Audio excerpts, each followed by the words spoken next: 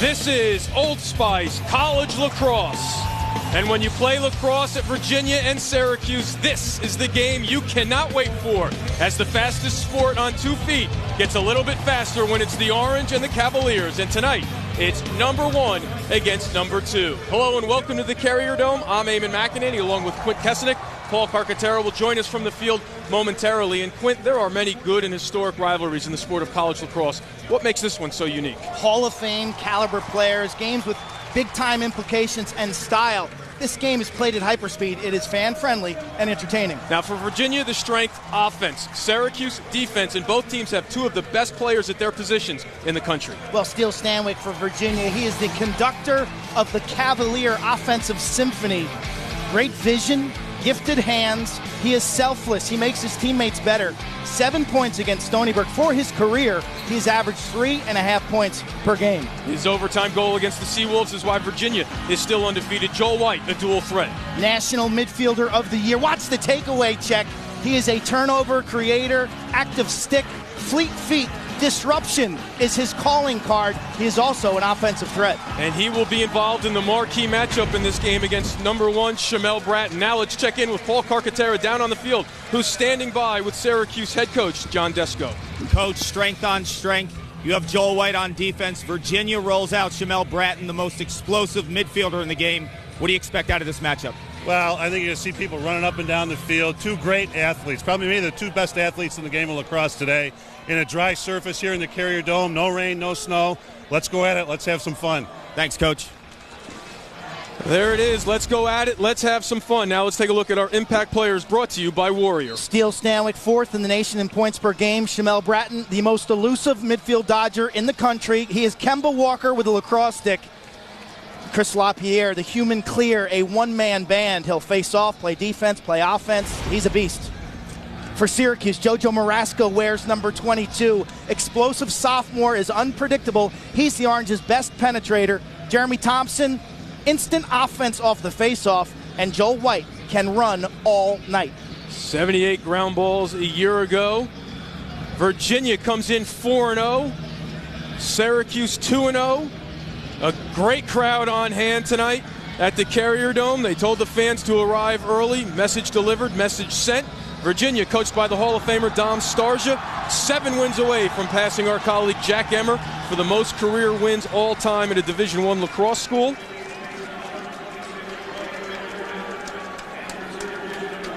His team last year making it all the way to championship weekend, losing to Duke in the semifinals. Virginia in the road blue, Syracuse in the throwback uniforms. Thompson, number 4, wins the big hit to start.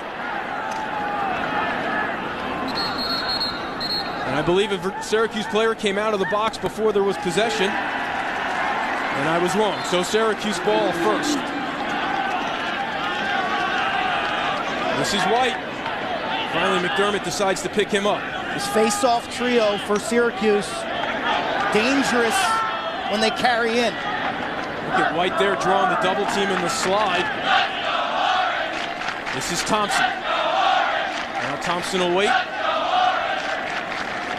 As Josh Amadon checks in. He has the ball right now, number 9. Senior out of Lafayette, New York. He has it again now.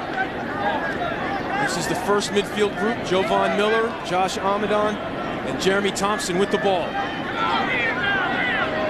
Amadon with space, goes to his right hand. The attack for Syracuse is number 22, Jojo Marasco, Keogh, and Tim Desko. Keys for the Cuse, push the Brattons to weak angles down the alley, low percentage shots, and move off ball on offense to confuse this inexperienced Virginia D. Marasco going back to his right. The swim move being covered by number 40, Matt Lovejoy, and Lovejoy causes a turnover. LaPierre the ground ball. Lovejoy wins round 1. So the Cavaliers make a stand. LaPierre, a great athlete in the open field. So now LaPierre gets off the field after the stop. This is Chris Bachlet with the ball. Cavalier Keys shoot on target versus John Galloway, the nation's top goalie, especially early in this game. And then cover and defend behind the goal, specifically the matchups with JoJo Marasco and Tom Palisic. So now the Cavaliers' top midfield group is out there. This is Shamel Bratton with the ball. White comes out on him. He is joined by his brother Ramel Bratton and number 12, John Haldy. So now Bratton taking a run at White. Back to his left. Overselling the right, shooting the bounce shot, and Virginia is on the board first.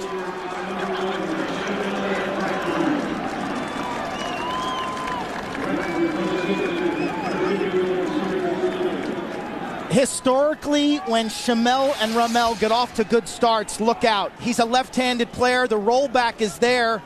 Double team from Syracuse is late, and they don't take the body. Shamel is known for that rollback, and when the double doesn't come, he puts himself dead center at 10 yards. Nothing Galloway could do. His 5th of the season, 7th career goal against Syracuse. First time all year Syracuse has trailed, and there's a violation on the faceoff. Thompson gives it up to White. Thompson's free, 6-on-5 right now until LaPierre gets back in. Tell you, when Joel White turns Shamel Bratton, and you can see the number 1 and the name S. Bratton on his back, that's when the defense has to go. Pick play opportunity. There's a shot and a goal. Tim Desko evens things up. Miscommunication on the defensive end by the Cavs, and the Orange take advantage.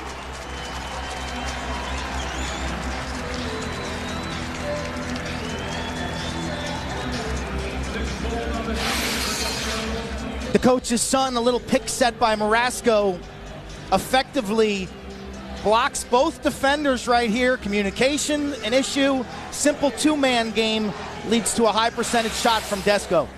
18 seconds between goals. We are off and running at the Carrier Dome between number 1 and number 2. Pick rules in lacrosse identical to what they are in basketball. Defensively, it's either a switch or a stay and fight through. McDermott actually won the clamp, but Thompson beat him to the ground ball, and then White picks it up, so another possession for the Orange. This is Kevin Drew. And JoJo Marasco has it behind, being guarded by Lovejoy. Basically 5-on-5 right now as McDermott shutting off Joel White at around the 40-yard line for the football field. Now White's all alone.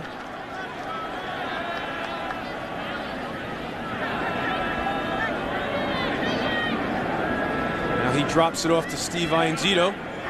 Syracuse gets its second midfield unit out there.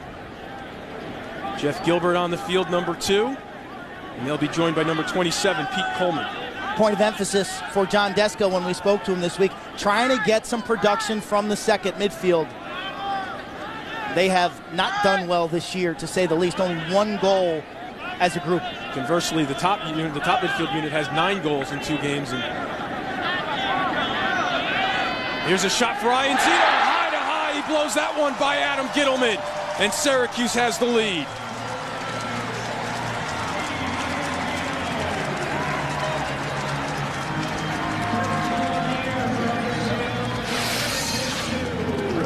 This is big, running north-south, downhill, parallel to the football hash marks. Defensively, you want to get him off his intended pathway and push him towards the pylon in the corner of the end zone. Jubilant reaction for Syracuse. Key production from a complimentary player. His first career goal, a local product. Went to Cicero North Syracuse High School, so he breaks through. So the second line doesn't waste any time making a contribution. Mix-up on the face-off here. Look at Coach John Desko, who had told us on our conference call and publicly that if they don't pick it up, he's going to make some changes with that second unit. So they produced right now. He has got a stable of young freshmen trying to earn their way on that second group. Chris Daddio, one of those freshmen out there taking the face-off now against Ryan Benacasa. So a new look here at the X. Same result. Joe White there for a Syracuse ground ball. He is everywhere. He can run all day. Talking to their strength and conditioning coach, Hal Luther, who works with football and lacrosse here at Syracuse, said Joel White is a world-class athlete cardio-wise. He'd put him against any athlete in soccer or football that he has ever trained. So Pete Coleman out there, 27, along with Miller. Amadon being guarded by LaPierre. Amadon gets a pick. Amadon going hard, now gives it up. Lovejoy fights through the pick on Marasco. Feed inside. Keogh made the catch, but he didn't pull the trigger.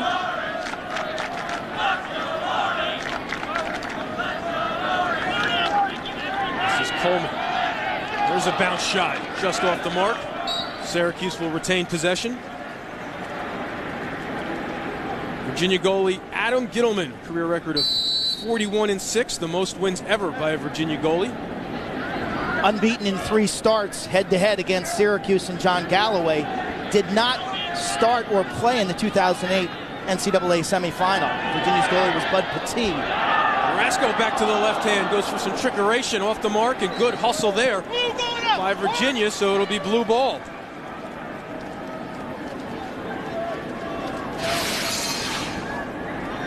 Marasco presses the corner right-handed.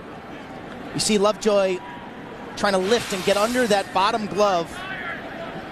Famed number 22 jersey started back in the late 80s with Gary Gait, worn by Casey Powell, Ryan Powell, Mikey Powell, and the sophomore from Westchester County now wearing the magical 22. Changed his number, wore number 1 last year, while Cody Jamison wore the double deuce, as it's affectionately called up here in Central New York.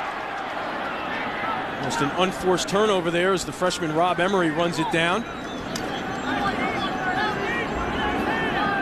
So Emery's out there along with Shamel Bratton.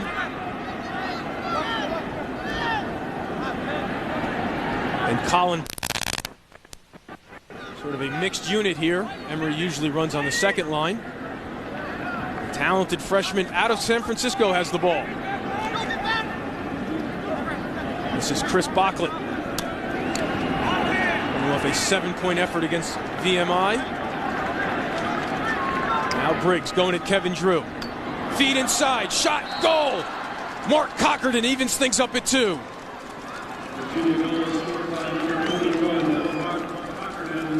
Dom Starsia could not have been more complimentary about Colin Briggs when we spoke to him this week. Really emerging as an offensive threat, a strong 6-foot, 200-pound right-handed midfielder draws the double team, and there is no second slide by Syracuse. Cockerton just fills that space, catches and finishes the lefty freshman from Canada. 7th goal already in his young Virginia career.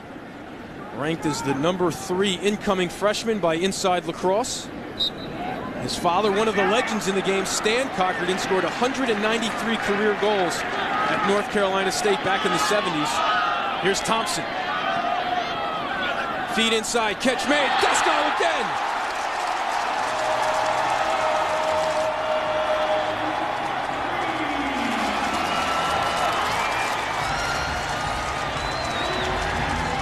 One of the more creative players on the squad comes through there.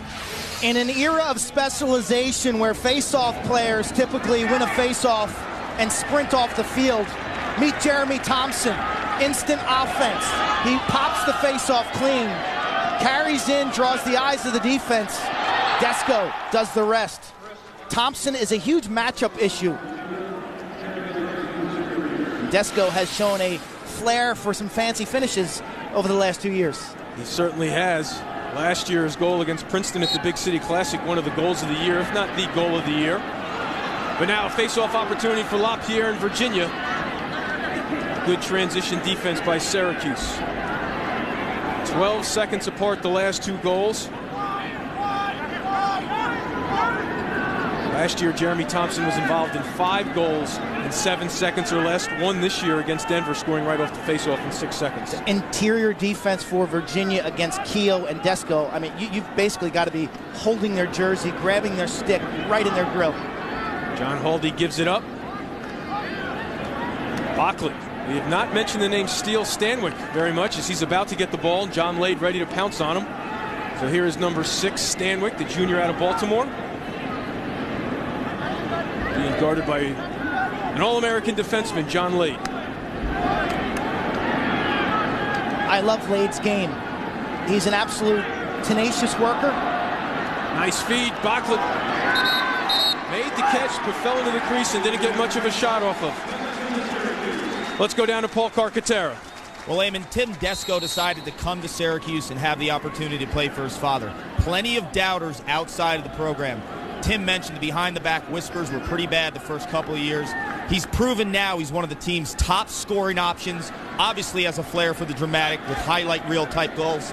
Teammates mention he's just one of the guys, and his father is very proud of the way he's handled this situation. Coming off his first career hat trick against Army. And we've spoken to several coaches over the years, Bill Tierney, John Danowski, who've had the opportunity to coach their sons, and they said it's the greatest experience of their coaching career. It can be difficult, it can be challenging. For the student athlete, Coach Desko told us last year that Timmy doesn't come home that much because he's heard and seen enough of Dad by the time the weekend rolls around. He'll stop by the home to drop off the laundry for Mom, but that's about it. Coach Desko, a Syracuse native, went to West Genesee High School, as well as did his son. There's a good check by Lovejoy, putting it on the rug, and Gittleman hustles out to come up with it. Great play by Gittleman. Really one of the strong parts of both goalies today are their play out of the net. Errant pass by the freshman Scott McWilliams, so we go the other way. Cavaliers clearing at 95% this year. Led the nation in that category last year, so a really uncharacteristic clearing error. This is Amadon being guarded by LaPierre. Ramel Bratton out there on Jovan Miller. Here's Amadon going to his right. Bounce shot bounces in. How did that one go in? We're going to have to, no, they're waving it off.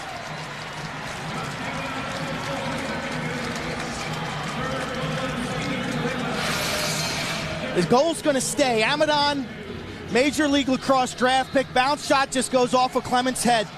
That shot had absolutely no chance to score. It kicks off of Chris Clements, number 2 in blue. Hits him right in the helmet, right off the shoulder. Gettleman is trying to catch that ball, and his momentum's going too strong to his right. He can't get back, and a fluky goal. Dom Starsia getting the explanation from one of our officials, Kevin O'Leary. So definitely a fluke goal here. Rough start for Adam Gittleman. 8th round draft pick in Major League Lacrosse. There are a ton of seniors in this game who are selected by Major League Lacrosse. If you're Gittleman right now, you just want to settle down. The next shot is the one that matters. Syracuse has won 5 of 6 faceoffs. Still loose here. Good ground ball pickup by Bray Malfris. But there's a call on Virginia, so the Cavs give it right back.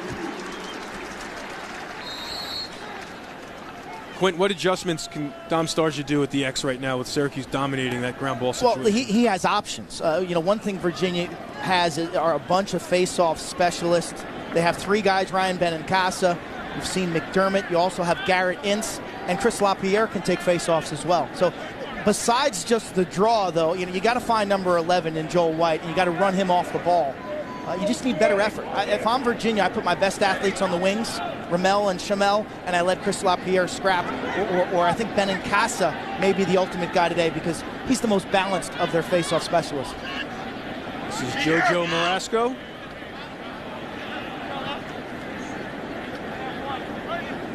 Now he gives it up to Ianzito.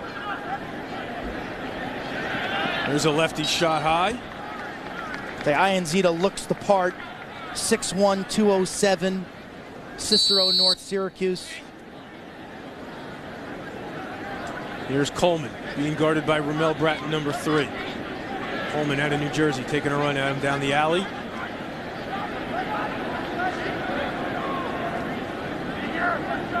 Now Marasco.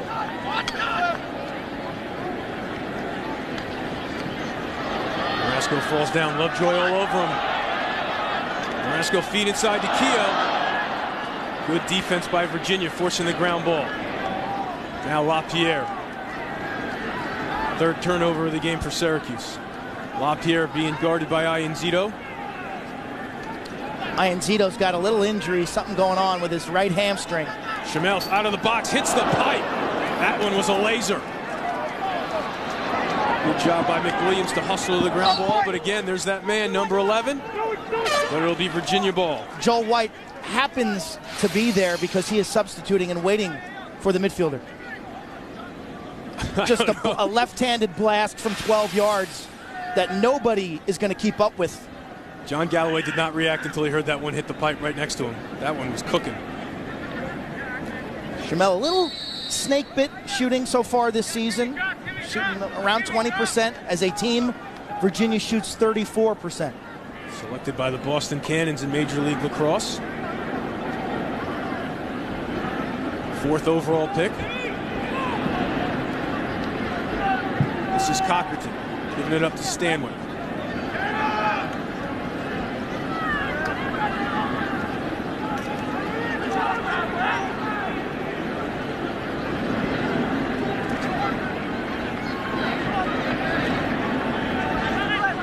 Three and a half minutes left in the first quarter.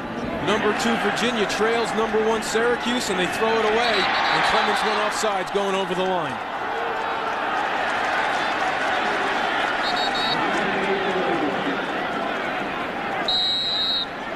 There's a restart for Harder and the Cuse.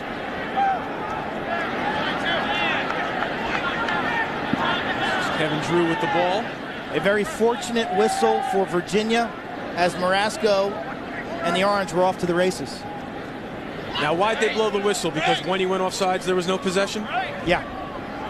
So now Jovan Miller being guarded by Haldy. Shake and bake to his left. Keeps going hard. Gets his hands free. Puts the bounce shot past Gittleman. The Orange lead by 3.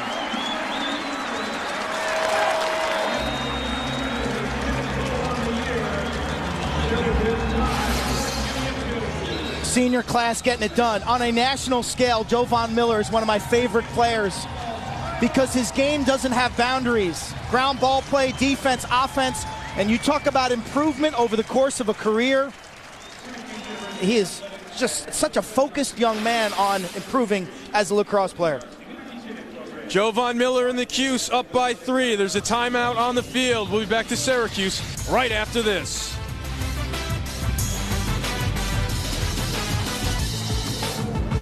The second annual ESPNU Warrior Classic returns to East Hartford, Connecticut on Saturday, April 23rd. Don't miss this top-level lacrosse doubleheader. UMass is back in search of a repeat victory, but will lacrosse powerhouse Hofstra be too much to handle? Then, 10-time national champion Syracuse faces up-and-coming Big East rival Rutgers. Be there April 23rd at Rentschler Field. Get your tickets now. Call 1-800-745-3000 or visit Ticketmaster.com today. This phone was inspired by you. You're addicted to fast. You have a dog named Wi-Fi. And to you, buffering is a dirty word. You need a phone that can not only keep up, but blast ahead at 4G speeds. A phone that can turn an invitation into an experience. And a party into a, remember that time? The HTC Thunderbolt, exclusively on Verizon's blazing 4G LTE network. Made just for you. Baseball tonight's got spring fever. From the cactus to the grapefruit. Who's going to break out? Who'll round out your rotation? The countdown to opening day is on. Baseball tonight, weekdays at 3:30 on ESPN. We are ready to go again. What do you think Dom Stars' message was to his team here? As we have Thompson, instant offense, he shoots, good check. The trail check denies the shot opportunity. Settle down would be his first message to his team. A couple uncharacteristic turnovers. I talked to Dom Starja on the ESPNU Lacrosse podcast, and he was worried about his inexperienced defense and some youngsters in the lineup on offense playing in this atmosphere. This is a very unique and special place. 15,000 fans, national implications. He thought the first 10 minutes could be a little dicey for them. Let's check in with Paul for more on Virginia as we got a shot and a goal. Chris Bocklett settles things down for Virginia.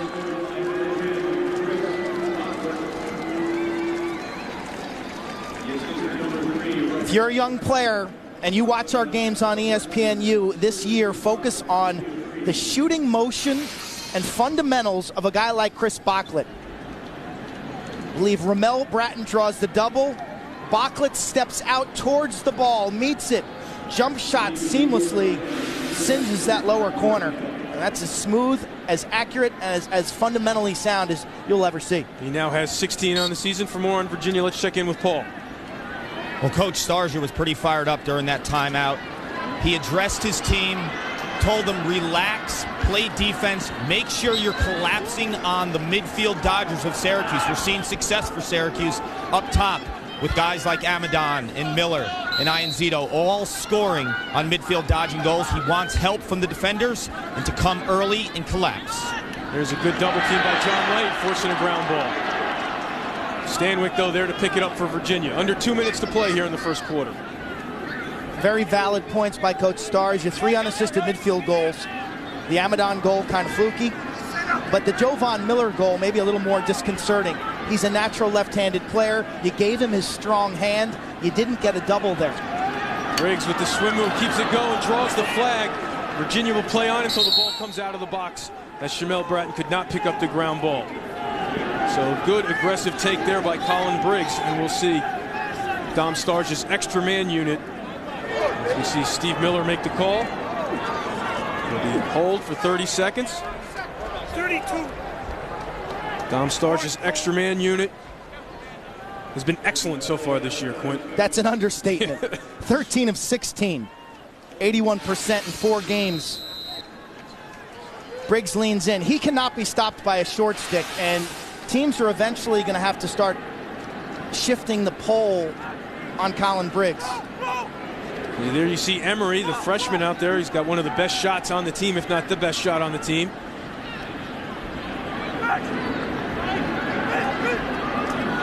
Matt White also out there, number 4. Virginia being patient. Penalty released. Emery shoots as advertised.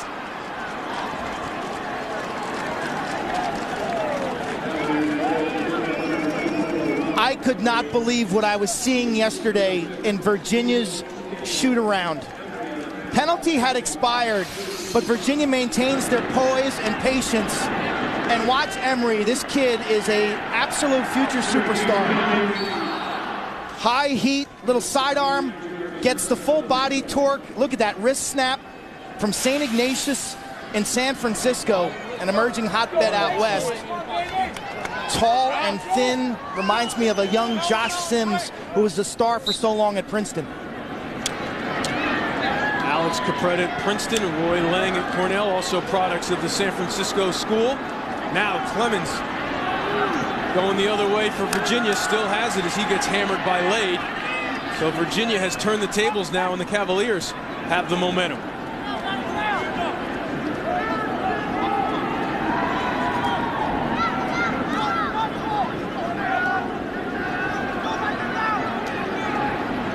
Here's Shamel.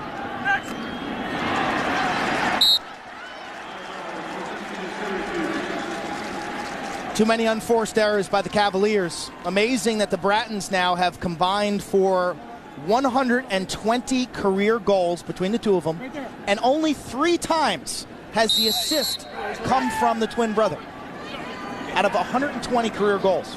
Obviously, most of their goals have been scored unassisted. Good hustle back by Bray Malphus there as Amadon was all alone from about 10 yards away. 11 seconds left here in the opening quarter. Back and forth we go. Syracuse had a run of 3 unanswered goals. Now Virginia with 2. And Syracuse gets one back. It's Keogh.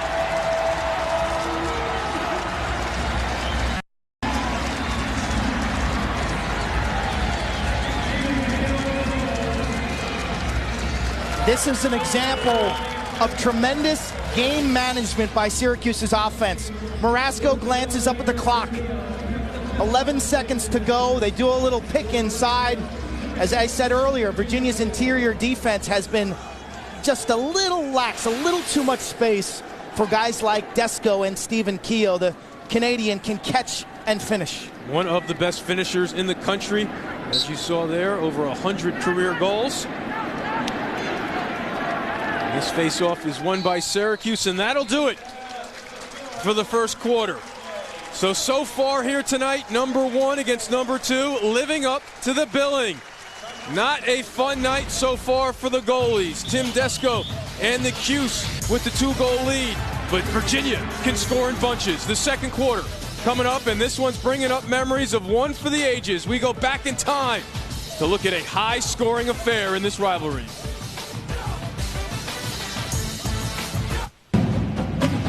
ESPNU is the home court of championship week. Lady Volunteers, your 2010 SEC Women's Tournament champions. Whose quest for this year's SEC title will continue. Looking for three. Got it. The conference's best face off for an automatic chance to dance. The SEC Women's Semifinals live from Bridgestone Arena in Nashville today at 4 and 6:30 on ESPNU. The home court of championship week presented by Dick's Sporting Goods. We all have times when we feel weak and run down. Okay, I need a break. Can I just sit down for a second? So what if I told you that regaining your strength and feeling renewed was as easy as wearing this? That's crazy. This is great. All of these people are excited about iRenew, the revolutionary bracelet that uses natural frequencies to promote strength and wellness. Just watch these strength and balance tests. Without iRenew, these people couldn't even stay on their feet. After slipping iRenew on, they were amazed at how their balance was instantly restored. And these aren't actors, just regular people experiencing iRenew's effects for the first time. Highly recommended. Athletes and celebrities have paid hundreds, even thousands of dollars, but now you can get your iRenew for just $19.99, and we'll send you a second one free. Just pay separate processing. If it doesn't work exactly like you've seen in this commercial, send it back for a full refund. No questions asked. You get 2 iRenew bracelets, a $40 value for just $19.99. Call now. Game that has defined a rivalry. Let's go down to someone who played in that game and came up with 1-1. Well, if you were a defensive purist, that was not the game for you. It was an electric night. The one I probably remember most in the Carrier Dome. We were down by 5 or 6 goals in that second half. There was a buzz and a feeling that we were going to make a run. Both sides had some epic ball players as well. You mentioned Casey Powell, Rob Cavett, guys like Matt Coyote and Ryan Powell for Syracuse. Virginia, Watson, Knight, some of the best ball players of all time. It was a special evening. I'll always remember that one. So far, it looks like we might have another special one here. Huge development in this game as Gittleman makes his first save of the evening. While we were away, a stick check on number 41, Mark Cockerton, illegal pocket. So Virginia is down a man for 1 minute. So they get the save, and now Ramel Bratton will try to run off as much time in this penalty. So this would be huge if Virginia can get through this without giving up a goal. Go back to that 97 game. There were only 3 pockets of kind of quiet action in that game. The goal scoring was fast and furious right from the opening faceoff. Enjoyed talking to Dom Starge about that game. He said he was in the huddle saying, guys, it's not against the rules to slow it down, and he could just tell they were not listening to anything he was saying. They wanted to run and gun that night. So Syracuse gets it back, still up a man. Now the penalty's released. Amadon wheels and deals. Gittleman gets 2 quick ones. Briggs going the other way. He's got Cockerton coming out of the box. Catch made. Goal. Galloway gets a piece. A huge save by the senior All-American right there. Taya Cockerton, as you called it, the penalty's released, so all of a sudden, Virginia had 4 guys on the offensive side of the field, and only 3 Syracuse defenders. Look at Galloway. That upper hand quickness, popping that stick in front of his face. Welcome to Division I lacrosse, young man. You probably didn't get stuff like that at the high school level. Galloway, the first Syracuse goalie. It's a shot, another save, his third of the night. To be awarded as the nation's best goalie since 1925. Here he is, Joe White. Instant offense going the other way. He still has it. Shoot. Shot blocked. End-to-end action by number 11. Syracuse comes up with the ground ball. Amadon settles things down over to Desco. A nice play by Amadon. Joel White maybe tried to do a little too much, but how about this crowd? 15,000 fans on their feet as White carried into the offensive zone. That is what they came to see. Excellent atmosphere here. Good representation by the student body dressed in orange. And you felt it on campus today. Walking around campus, went up to Manley Fieldhouse. Everybody talking about this game. This is the one they've been pointing to since the football season ended. So now you see JoJo Marasco coming up to play at the midfield. Tom Palasek, number 14, is on the field at attack. So Jovan Miller being guarded by LaPierre. Here comes Miller looking to take a run. Draws the switch. Clements all over him, forces the pass. Now here's Marasco up top. Normally an attackman, now coming from up top. Draws the slash, as you can hear that one in the top row. Now Marasco gets a step. Marasco splits the defense, shoots and scores! 2-2 easy for number 22.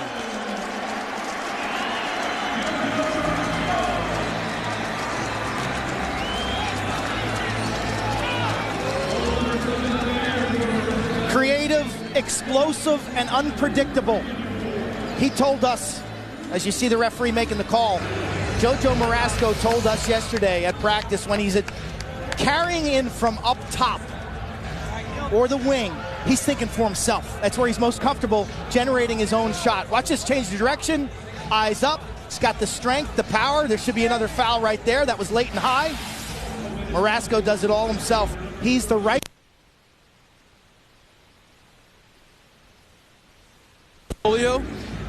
17 points in just 10 games last year. The reigning Big East Offensive Player of the Week. Now has 11 points in 3 games. The product of Somers, New York. Big personality, too. Loves this game. Loves wearing 22 at Syracuse after an early verbal commit to Ohio State. Joe Bresci then takes the North Carolina job. A bunch of other schools get involved. And late in the process, relatively late in the process, John Desko wraps him up. Big hit there as Drew laid out LaPierre, but now a turnover. Ramel Bratton upside to Stanwyck on the doorstep and a goal, and a late hit there. Stanwyck got popped. So a rare turnover for Syracuse leads to a Stanwyck goal. Nice handle by Ramel Bratton, creating this turnover off a sloppy outlet pass. The exclamation point. You see the patience by Stanwyck.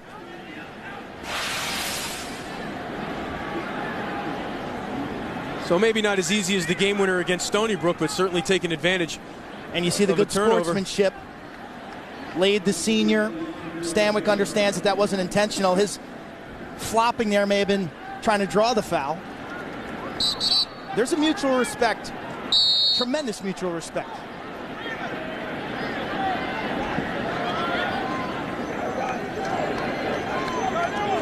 This is Shamel Brett being guarded by Tim Harder.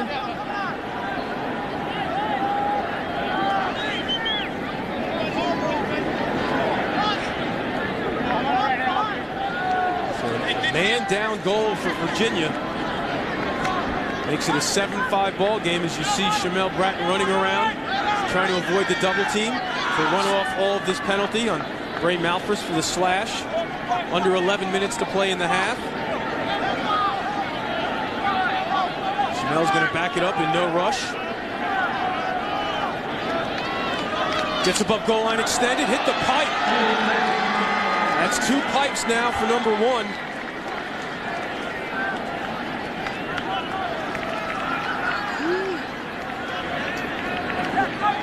Guadagnolo now in the open field. He's got it. He's going to shoot. And Gittleman stops it. Now we go the other way. This is Briggs. He's got Cockerton again coming out of the box. Doesn't see him. Cross pass. Knocked away. Good job by Lade. Stanwyck runs it down. Big hit by McGill, but he draws the flag. That'll be a push with possession.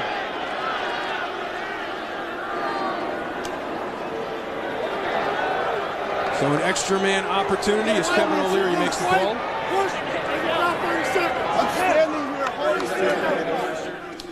So McGill goes to the box, and ESPNU's coverage of college lacrosse continues Saturday afternoon as number 10 Princeton takes on number 8 Johns Hopkins. Old Spice College Lacrosse Saturday at 1 Eastern as the Tigers and Blue Jays return to Homewood Field. Coach Chris Bates hoping to get Chris and Jack McBride back on the field. Tigers coming off a tough road loss to Seth Tierney's Hofstra Club. So Emery's pass gets knocked down. This is Eilers giving it up to Guadagnolo. Nice pass, but the catch cannot be made by Desko.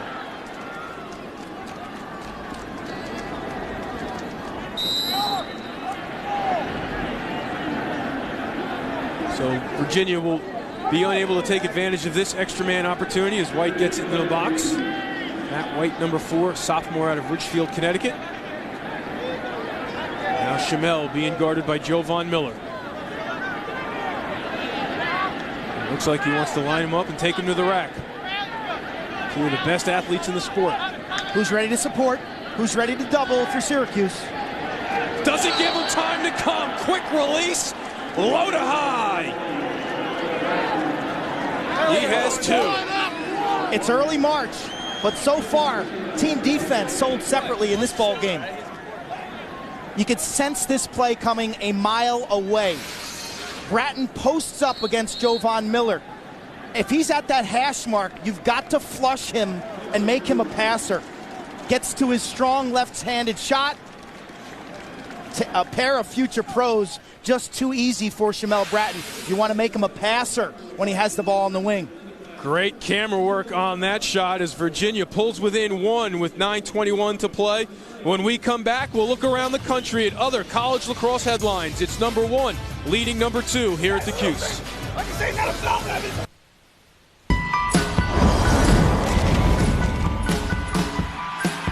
USC cheerleading is highly competitive.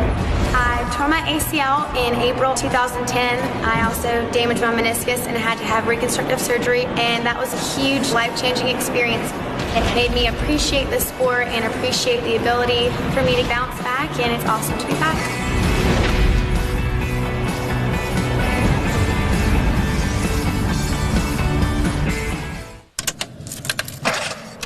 No, not now.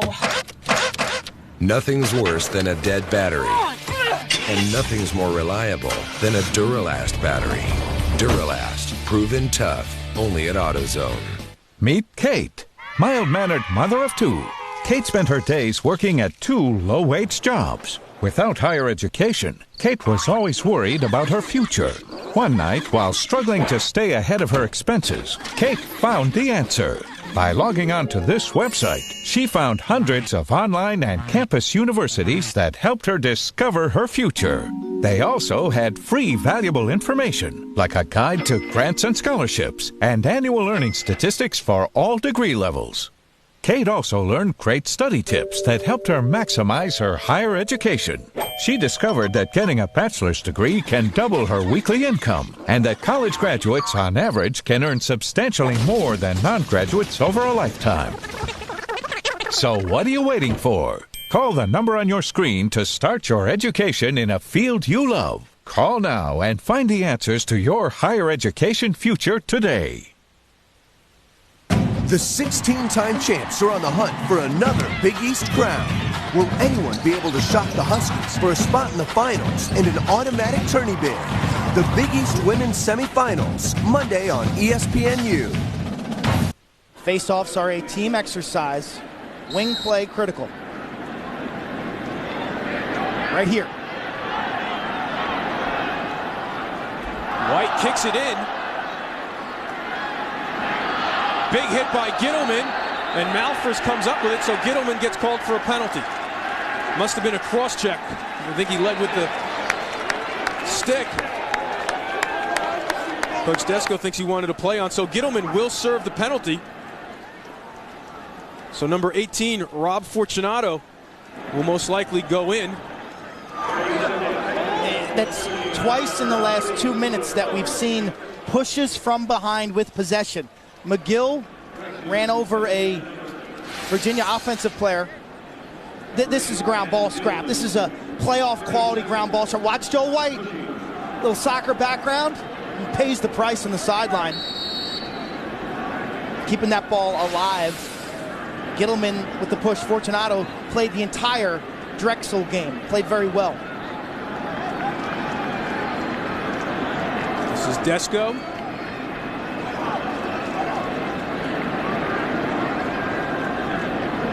Looking inside for Thompson. Now Desko up top. To Aminon. Aminon takes the righty shot. Blocked by Clements. He loses his stick. Unsettled opportunity. Marasco picks it up, looks away. Looks immediately for Keogh, but the pass gets knocked down. And Ramel Bratton comes up with the critical ground ball. Two nice defensive plays. Clements, first of all, blocks the shot. What a great story he is. Converted midfield, now playing defense. And then Malfris with the excellent trail check on Keogh inside. Clements missed all of last season with a serious knee injury. Played defense in high school, St. Paul's in Baltimore. Switched to midfield his junior and senior year where he tore that league up. And now he's back to his defensive position. Coach Starja called him into the office in January. Now Stanwyck said, "You're not in trouble, son. We're switching your position." His father and grandfather, both All-American goalies at Washington and Lee. Told me they never really forced him, though, to get into the cage. Grab the stick. This is Ramel. He had more sense than... That's exactly what he said. I'd let you say that. As Ramel Bratton goes back to his right, got a good look. I think that hit a pipe as well. That's exactly what he said. He said, "I wasn't crazy enough." Number one against number two, living up to the history of this rivalry. Very tight one as Virginia leads the series 14-12. The Cavs have won 7 of the last 8 meetings. But that last win, though, a semifinal overtime thriller that helped lead Syracuse to a national championship. The all-time goals in the series right now, after 26 and almost a half meetings, tied, exactly tied. Stanwyck coming around, gets poke checked. As Marasco was back there on defense now. In the open field, David Hamlin to White. The overall number now is 353 to 353. Let's wait for that math. In 26 meetings. This being the 27th. Last year was a 1-goal thriller, 11-10 down in Charlottesville. Here's Palasek out of Rocky Point, New York. Enrolled at Syracuse in January after his first 2 years at Johns Hopkins. JoJo Marasco again up top. Clemens comes out to guard him. Marasco goes by him. Back to his left.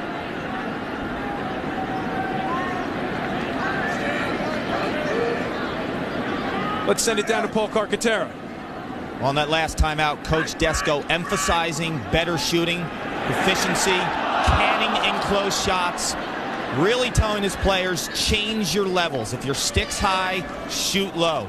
He wasn't happy. There was 4 in a row where guys came down on slow breaks and shot it right in Gittleman's stick. This is Keogh, left-handed. He is a strong right-handed player.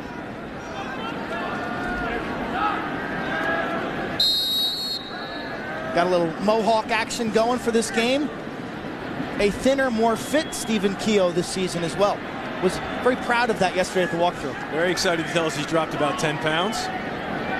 Working hard on the core, he told us. Here's Clements on the clear. And Virginia was offsides as Briggs went over. If the officials didn't make that call, 15,000 people wearing orange certainly did. Virginia's 7th turnover of the ball game. Under 5.5 to play here in the first half. McGill can't bring it in.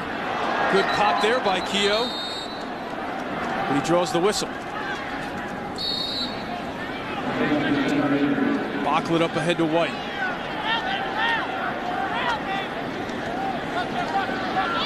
White being guarded by David Hamlin. Syracuse led the nation last year in scoring defense. 7.4 goals against average per game. Pierre can't keep his feet, then he pounces back right up and shoots it high. That's why you don't have fans in the end zone at the Carrier Dome. Those shots can sail in the first couple rows. Stanwyck, a quick restart. How about the orange seat backs? I mean, where was that when I was playing here? You can actually see the ball here now. Here it comes. It's like a hitter's eye in baseball. The silver seats for years were the goalie's worst nightmare. And there's a shot by Briggs. Beating Galloway. We are all tied at 7.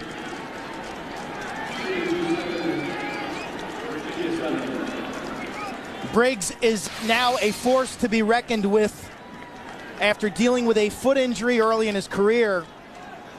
The blow by, the poorly angled double team, and he didn't even have to pay the price.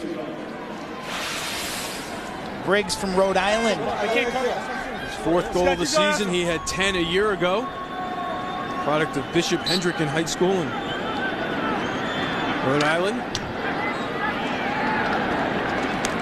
And a ground ball pickup for Virginia by Blake Riley.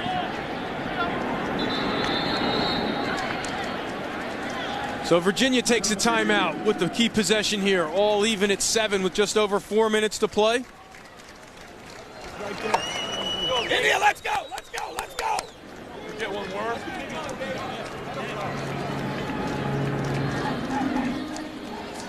Tim Desko has a couple of goals already today, one of the creative variety, but last year the one against Princeton in the Big City Classic, the goal of the year. A year ago, watch 21 in the slot, whoop, between the legs against Princeton. In the opening of the Meadowlands, there it is. You probably got to see that on ESPN Sports Center, top 10 plays. Today, early success off the pick behind the net, and then you see the flair for the dramatic.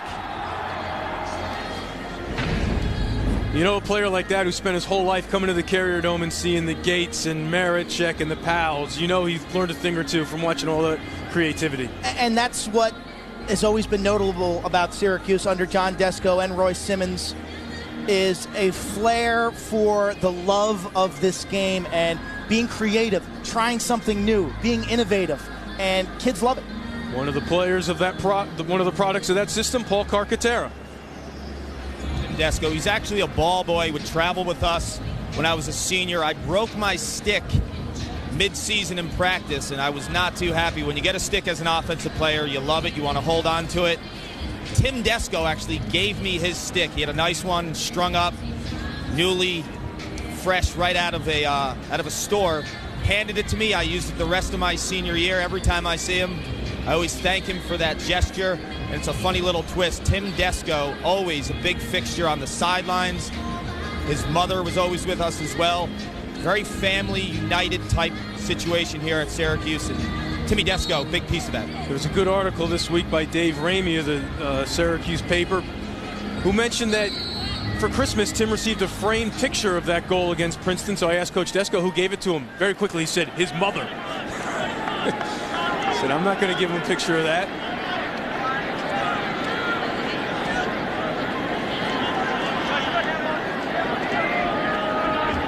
So out of the timeout, Virginia with their top midfield line out there with the Brattons and Emery and Briggs. So a new look here. And another errant turnover. But White can't keep it in bounds. Coach Starsia told us he would take an attackman out of the game and try to add an extra dodger on the field. So you have 4 midfielders and only 2 natural attackmen on the field. This creates all sorts of matchup problems. Both Brattons, Emery, and Briggs all have great speed. Not a matchup problem here. All-American against All-American. Well, breaking ankles. Tim Harder there to recover. Now it's a matchup Virginia likes. Going back to the post up. Good double by McGill. Taking the body. Should have done this the first time when Bratton curls up left-handed and tries to beat his man top side. You've got to go with the double team, rotate the defense, and then recover. Make him a passer. Here's Emery.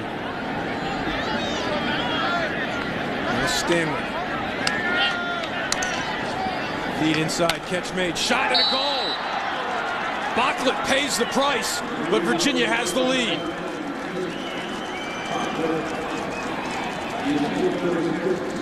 Stanwick's been quiet,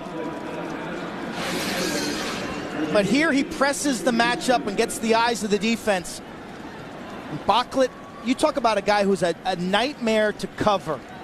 Chris Bocklett is in constant motion, constantly moving.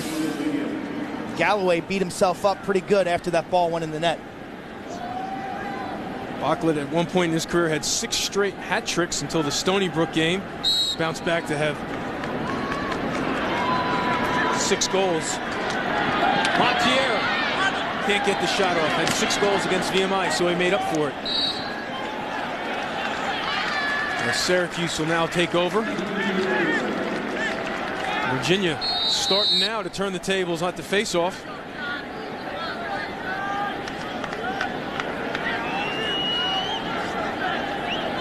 And out of that, they're on a 4-0 run to take the lead.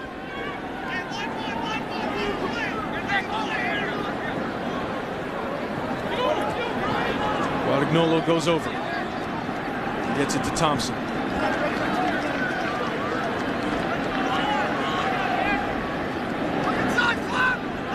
Thompson being guarded by Malfris.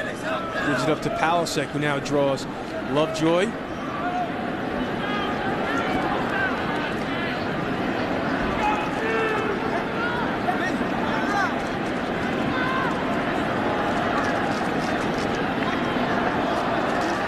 So Miller, Thompson, Amadon. This is Desko out there along with Keogh and Palasek. Here's Palasek. He has Lovejoy caught up in the crease, so Gittleman pops out. Good recovery by Virginia. Palasek back to his right. Tough angle. Gittleman makes the save. Number 2 Virginia in blue on the road taking on number 1 Syracuse from the Carrier Dome. This is Old Spice College Lacrosse. Eamon McEnany along with Quint Kesenick and Paul Carcaterra. Syracuse had the early lead, but Virginia now on a 4-0 run, up by a goal.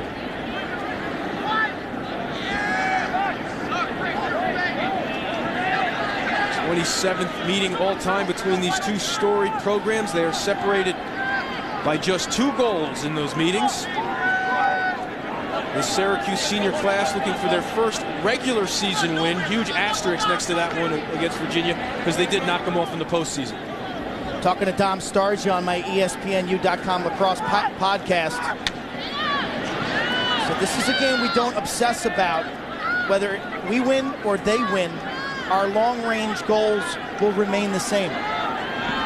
Under 30 seconds to play in an action-packed first half. Here's Haldy. The rocker gets a step. Makes the extra pass. Another pipe. That was a save. That was an unbelievable save. An unbelievable save by John Galloway as he go the other way. I have no idea how he stopped that shot. Great recoveries go the other way. Amadon puts on the brakes with 10. Now he's got to go. Miller can create with 5. Pass gets knocked down. Unsettled opportunity. Gittleman ready for the save as time runs out. Back and forth we go. The goalies were getting peppered early, but now they have come alive late. Starting with Galloway as he kept this one a 1-goal deficit for his team.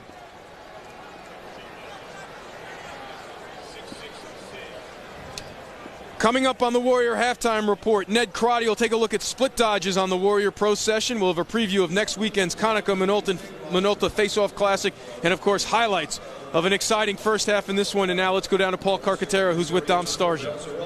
Coach, 5 out of your 8 goals came from the midfield. Do you continue to attack from up top?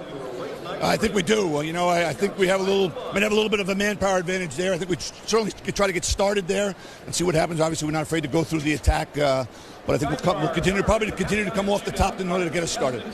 Defensively, after Syracuse's early run, are you happy with the way that you adjusted?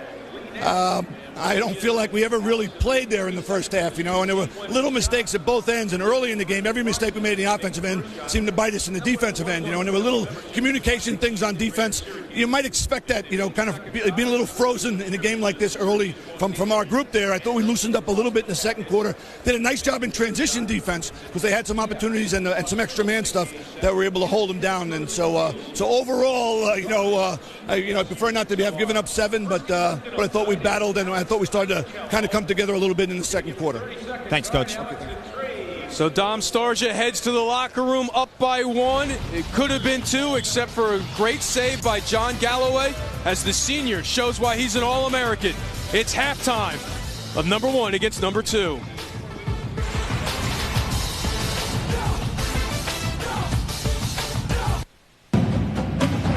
ESPNU is the home court of championship week. Lady Volunteers, your 2010 SEC Women's Tournament whose quest for this year's SEC title will continue.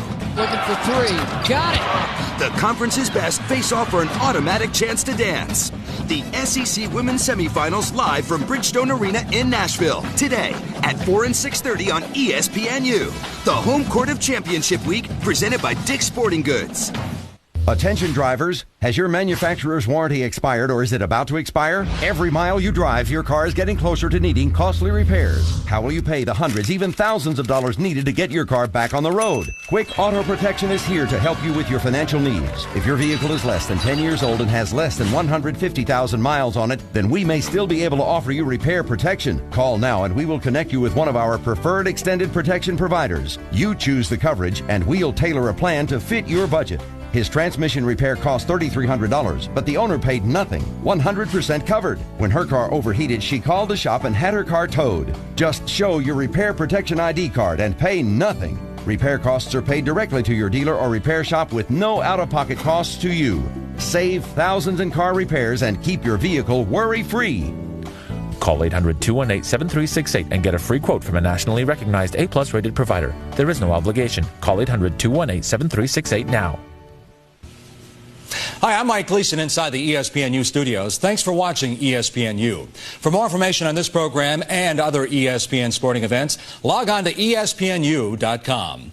We'll return to more action in this event after these messages. The second annual ESPNU Warrior Classic returns to East Hartford, Connecticut on Saturday, April 23rd. Don't miss this top-level lacrosse doubleheader. UMass is back in search of a repeat victory, but will lacrosse powerhouse Hofstra be too much to handle? Then, 10-time national champion Syracuse faces up-and-coming Big East rival Rutgers. Be there April 23rd at Rentschler Field. Get your tickets now. Call 1-800-745-3000 or visit Ticketmaster.com today. Hello, ladies. Where can you go when your man smells like me? Close your eyes and I'll show you. Do you feel it? The sand between your toe tips? I do. Surprise! You're on a mountain peak. Why, play those sweet shalalas you love to hear. Firework colors turn our world upside down. I hope you like water, because we're neck deep in the sweet waters of friendship and trust. You see, when your man smells like the fresh scents of Old Spice, you can go anywhere. Unless, of course, you prefer to stay in. You have 3 credit scores, and just one bad score can ruin everything. Get all 3 scores now at freescore.com. Free score! Freescore.com! Glory awaits. Only one.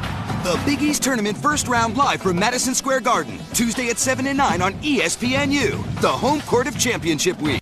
Elite Lacrosse, North Carolina Princeton. Friday at 7 on ESPNU. Still awaiting the first goal of the second half here after 15 in the first. Emery gets his hands free, but Galloway there for the save.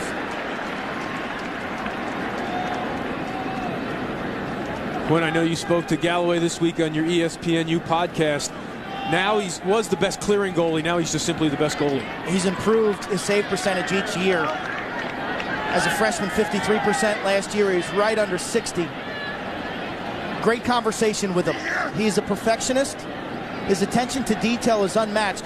He is his own harshest critic. And he is an absolutely driven student athlete, 3.5 GPA in public relations. Two-man game to Keogh, and we're all tied again. That's why they call it execution. Senior to senior, we're all even.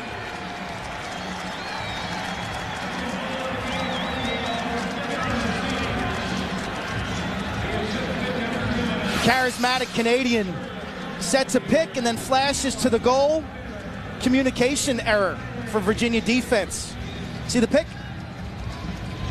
Little fake pick and slice to the net. Amadon picks up the assist. Keogh flexes his muscles. That'll make your man Hal pretty excited to see him flexing the muscles. The strength and conditioning coach doing some extra work with Stephen Keogh in the preseason. So now a new face-off. With Brian McDermott back out there. This is Riley looking for the scoop. And he comes up with it. But it looks like we're going to have a push on Virginia. Interference call. Interference. There is nothing better. Catch made. Desco scores! The quick restart this time works in favor of the Cuse. And the junior has his second straight hat trick. Quick start off the restart. You see the Virginia defender doesn't even have his equipment on. And Syracuse gets that ball, waits for the official's whistle, and then they are off to the races. Beat the whistle on restarts. Syracuse was ready. Virginia was not. 19 seconds between goals, so much for the scoring drought that was for more than 12 minutes over the second and start of the third quarter.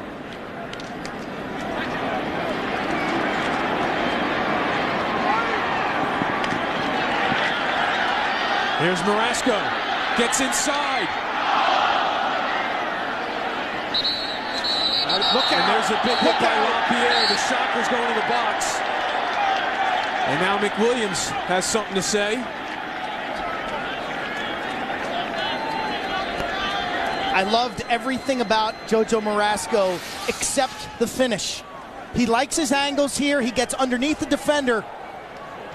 Shot gets blocked by Lovejoy. Shot got blocked. It didn't really help his angle. You can't hit a man while he's down, and you can't hit a man right by the neck and the head. Could be two potential fouls against Virginia. 28 white, technical push, 44 blue, 1 minute unnecessary, white ball. Okay, it's white ball, two fouls, all even, 5 on 5, 28. So 5 on 5 for 30 seconds as Keogh got called for a penalty. Well, no, I thought he said 28 white. 28 white. So what's the situation? It is on Keogh as you hear Leland Rogers trying to get him off the field. Hold it for 30 seconds. Run offense for 30. So you heard Coach Desko hold it for 30 seconds, then there'll be a man up. So the unnecessary roughness call on LaPierre, Keogh for 30 seconds. Awesome job by our audio group. You see, right there could be a foul. They called Keogh for a push, I guess, but the ball was loose. I think, nope. Not sure what Keogh did that was illegal there. I'm with you on that one. Certainly, maybe was the ball too far away? I don't think you could call that. So Syracuse with an opportunity to make it a 2-goal lead. They'll be patient for 30 seconds as we play 5 on 5, and then they'll go to work on the extra man. So this is Thompson throwing out Malphus. And there's a push with possession, so they're going to be 2-man up in a little bit. So now it's a free possession for Syracuse. Thompson gets a step, but Gilman makes the save. And Lovejoy with the ground ball stops the possession. So now a critical moment here for Dom Starja. Down by a goal. 3-0. 1 minute trip. 1 minute foul. There's a trip on Malphus. Both these goalies turned it up a notch. So it'll be 6 on 4 here. Quint, what's the strategy when you're down 2 men in the square with just 4 people out there? Well, you box it up, and it will shift from a box formation. You see the 4 men in the blue jerseys in front of their goalie. It will, at times, could change into a diamond formation as well. But you want to keep it tight, keep the ball on the perimeter, force a shot from the wing that your goalie is most comfortable with. Right now, if I'm Adam Gittleman, I'm telling him my defense, I don't want Amadon shooting number 9 in white. I'd much rather see it come from Thompson or from the right wing. Do nothing inside, and make sure number 9, Amadon, doesn't get to set his feet from about 12 yards, because he can absolutely let it rip. So 24 seconds of 6 on 4 lacrosse so far tonight. The Syracuse extra man unit 0 for 4, 2 for 12 on the season. Last year in this matchup, they scored 5 extra man goals in the first half. Penalties were a big storyline early in that game last year. So now we're all set. Desko gets it behind to Keogh.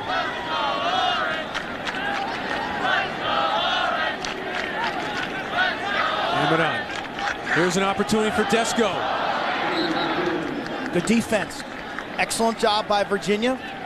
Desko's an attackman, doesn't have the kind of range.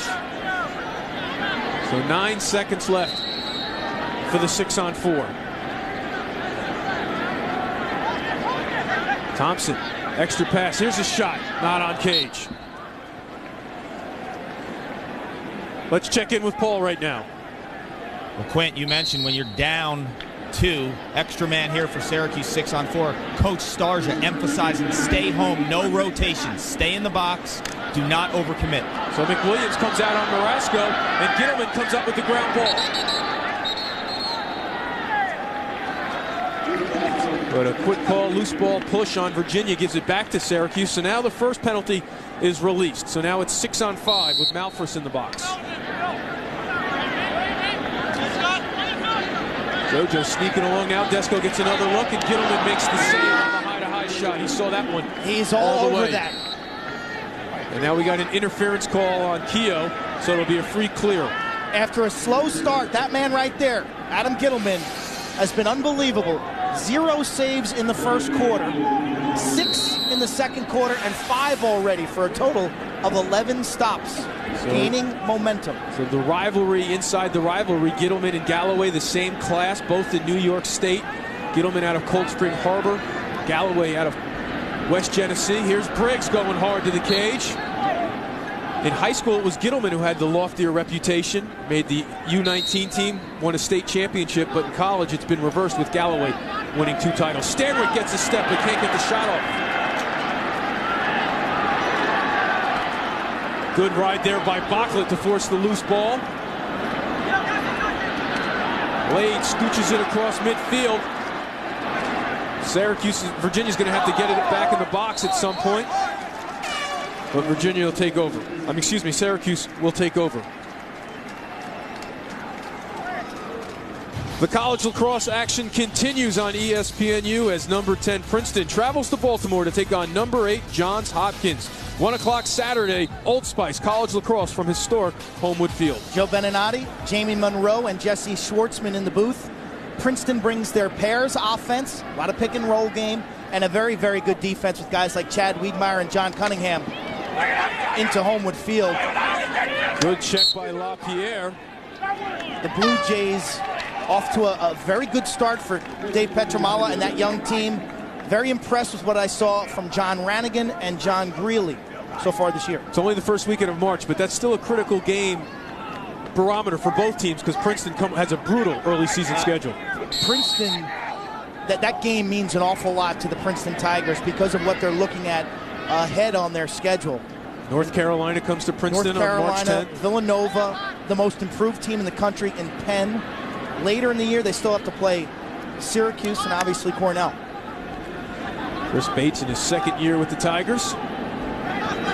This is Haldy from behind. Teed up by Kevin Drew. Ramel, feet inside, tough, knocked away by Syracuse. Looking for Cockerton. Number 1 Syracuse with a 1-goal lead on number 2 Virginia at the Carrier Dome. The 27th meeting between these two storied programs in college lacrosse. Eamon McEnany along with Quint Kesnick and Paul Carcaterra.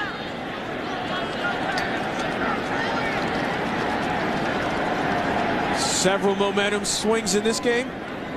Syracuse had the early lead. Virginia dominated the second quarter, and so far Syracuse has had the upper hand in the third.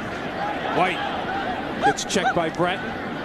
Virginia has dominated the series of late, but that one win, of course, Quint, a very big win for Syracuse up in Foxborough. 2008 national semifinal where Mike Lavelle scored 5 goals on their way to a national title a year after a sub-500 record. And you look at the Syracuse program, they really struggled in 05, 06, 07. But this senior class has been really, really strong. Amazing record that they've put up. That shot by Ryan Barber, stopped by Gittleman, and Paul told us earlier, Coach Desco wants his team to change levels. So far, they're going high to high right now. Ramel thought about pulling the trigger. Now he backs up. Seems like Ramel has been on the field the entire game. He's played a very strong game. LaPierre has also been out there a lot. He gives it up. Here's Stanwyck. Looking for Bachlet. Instead, he gets it to Shamel Bratton. Shamel keeps it. Good stop there. More of a power dodge by Schimmel. Usually likes to shake. That time he dropped his right shoulder and tried to beat White by running through him. So a slow third quarter here for Virginia after dominating the second quarter with 4 goals.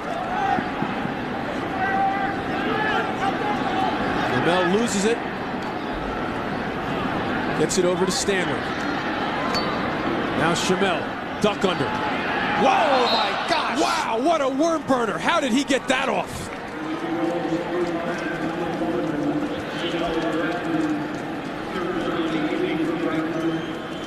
Letting his play, doing the talking. As you see him sprint off the field, that's his signature. Watch the little subtle hitch right here. Right there. His ability to control the ball in his stick, maintain his focus on the goal while falling down in traffic. Move. White is over aggressive. He can re-trigger and get that shot off before the double team comes. A sensational goal by Schimmel. He now has 3. There's a good article in Inside Lacrosse during the preseason as they push it forward and then knock it back to White. So a clean win on the faceoff by Daddio. The Brattons during the preseason talking about winning one. I mean, there was so much hype when they went to Virginia. So the expectations, the hype, been tough to live up to. They have made 3 championship weekends consecutively. Dom Starsia asking them to be better leaders this year. Help their teammates more, especially the young guys. Bring them along. Here's Marasco from up top. Gittleman with the save, and now he's out in the open field. Gittleman gets by and then dumps it off. Adam Gittleman locked in right now. 13 saves for the senior out of Long Island. And then point back to the Brattons. You read those quotes, you read that article about being focused, and then they are kept home in Charlottesville for the Stony Brook game. Violation of team rules, and I can speak from a personal experience where I was suspended my sophomore year. Similar incident. It's unselfish, it's immature, it's flat out stupid. But for a senior, it really shocks me. Schimmel and Ramel need to put themselves behind the good of the team. Galloway, good anticipation there to come up with the turnover. Virginia winning that game in overtime when Steele Stanwyck scored his 5th goal of the game. Now Amadon being guarded by Emery. That might be a matchup Syracuse wants to take a run at. Never want to hurt your teammates, your team, coaching staff, the school, and with all the speculation on the Brattons, they're seniors now. They should understand that. Everybody's watching them. Although it might not be fair, that's the scrutiny that comes with who they are. So this is Thompson being guarded by Wyatt Meltzer. And last thing I'll say is, in my life, that incident was a huge positive in changing my behavior. And you hope that as a young adult that they learn their lesson as well. Thompson rolls back to his right, makes the pass to Desko. He's in on the doorstep and he beats Gittleman for his 4th of the night.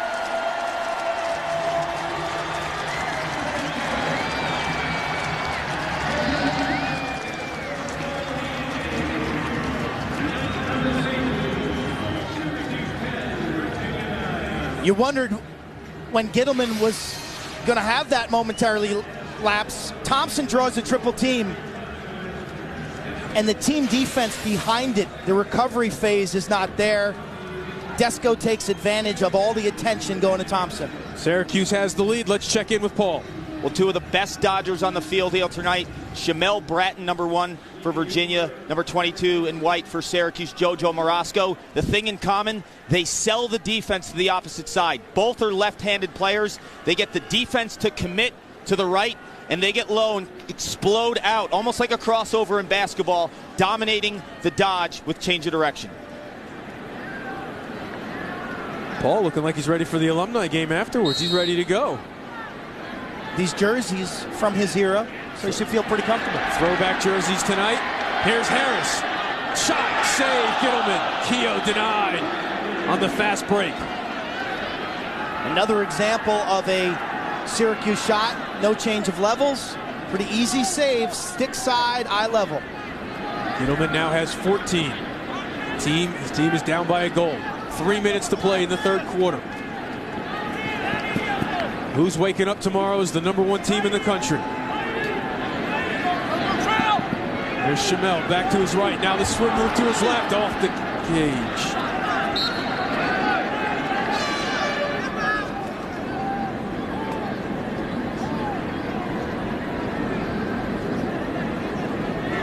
Ramel Bratton, Schimmel Bratton,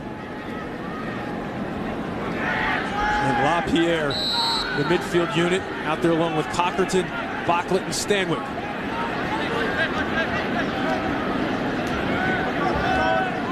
Here's Ramel Bratton being guarded by Drew.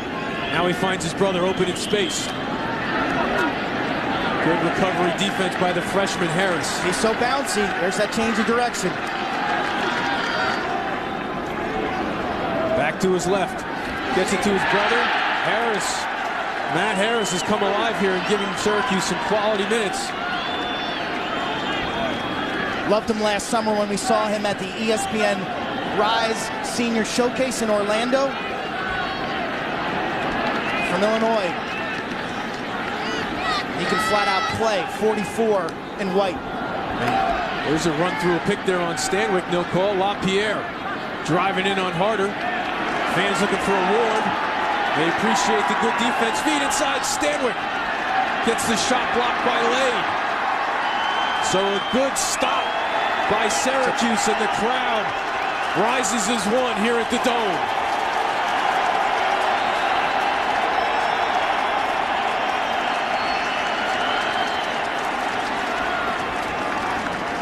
Now Amadon. The third quarter has been carried by Syracuse. Palasek. A goal on this possession, and this place might erupt as you hear the students chant, "Let's go Orange."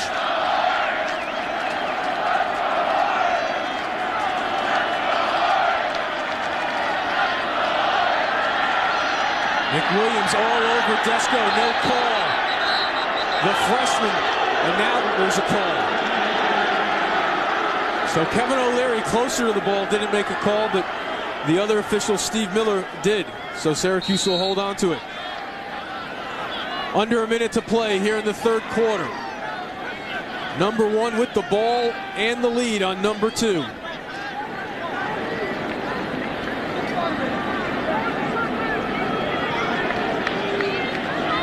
.40 seconds left in the quarter. Palasek gets a step on Lovejoy. Looking to feed, gets it through, but no, Amadon could not keep it in his stick. So now 25 seconds. Malfris looking for the clear.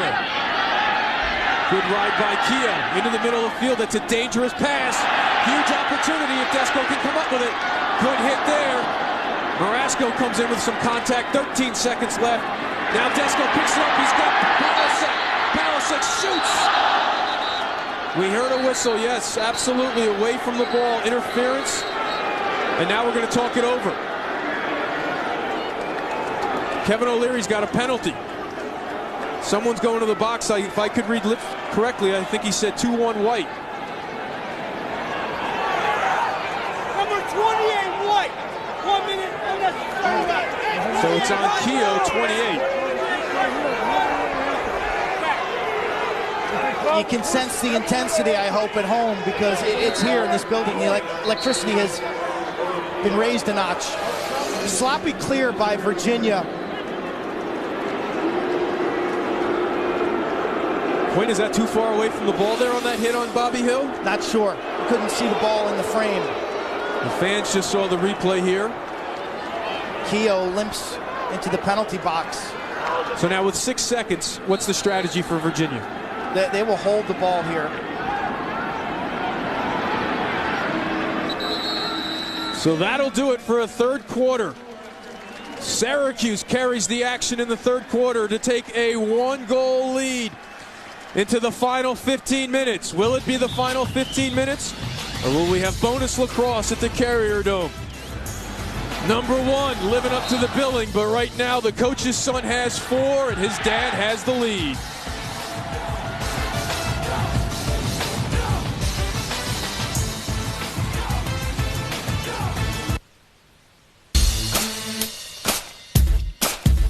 This is my car. This is where I sleep. This is where we eat. This is where I run my home business. And so can you. Hit it! Small businesses are driving today's economy, and home-based businesses are a multi-billion-dollar industry. All you have to do is log on to the website on your screen now to get started. All you need is an internet connection, some desire, and you can run this business from anywhere. My first month, I made over $2,700 profit. You can get started right away. Log on now and we'll send you your free Internet Starter Pack that will guide you through the step-by-step process to setting up your own home-based business. If I can do it, you can do it. Get your Internet Starter Pack today. You could be making money wherever you are, right now. What are you waiting for? Log on now and get your free Internet Starter Pack today. And this one continues the trend of a close affair between Virginia and Syracuse, as Syracuse, looking to snap a 3-game losing streak at home to the Cavs, has a 1-goal lead, but Virginia will open up the fourth quarter with an extra man opportunity. The 27th all-time meeting between these two great programs, and right now the all-time score, 363 to 363.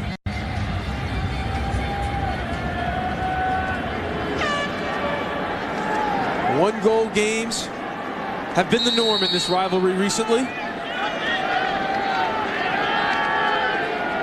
Last year down in Charlottesville, a one-goal game. The semifinal affair was an overtime game, but now an extra man opportunity. Guadagnolo knocks down the pass.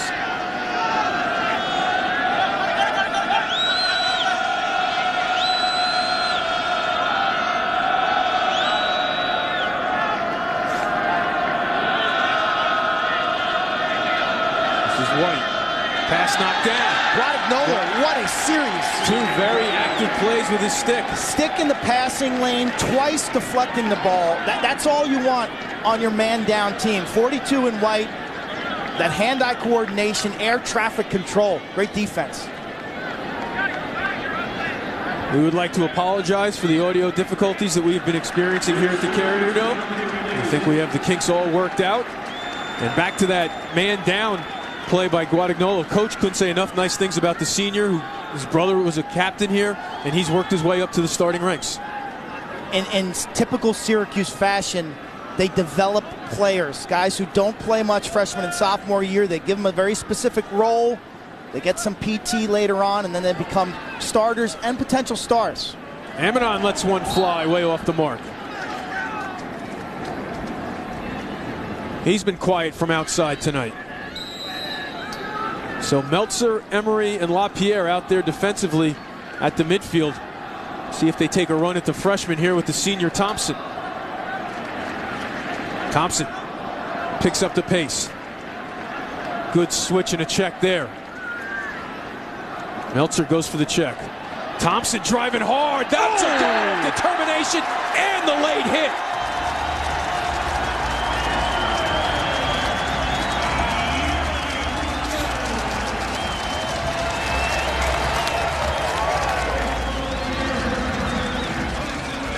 Thompson looks explosive and a step faster this season. Question for him, because he faces off so much.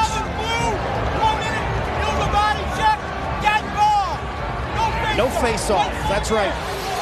Because Thompson faces off so much, tend to get the wear and tear and the grind of the season. But here, he just makes up his mind. I'm going to the goal, you're gonna have to take me down. You see McWilliams there coming in with the cross-check high, so he'll go to the penalty box. So a huge turn of events right now as Syracuse with a 2-goal lead and an extra man opportunity. No face-off, they'll start with the ball.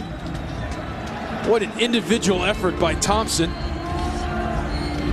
showing why he was the 6th overall pick in the Major League Lacrosse draft for the Toronto Nationals. Let's check in with Paul before this extra man opportunity for the Cuse.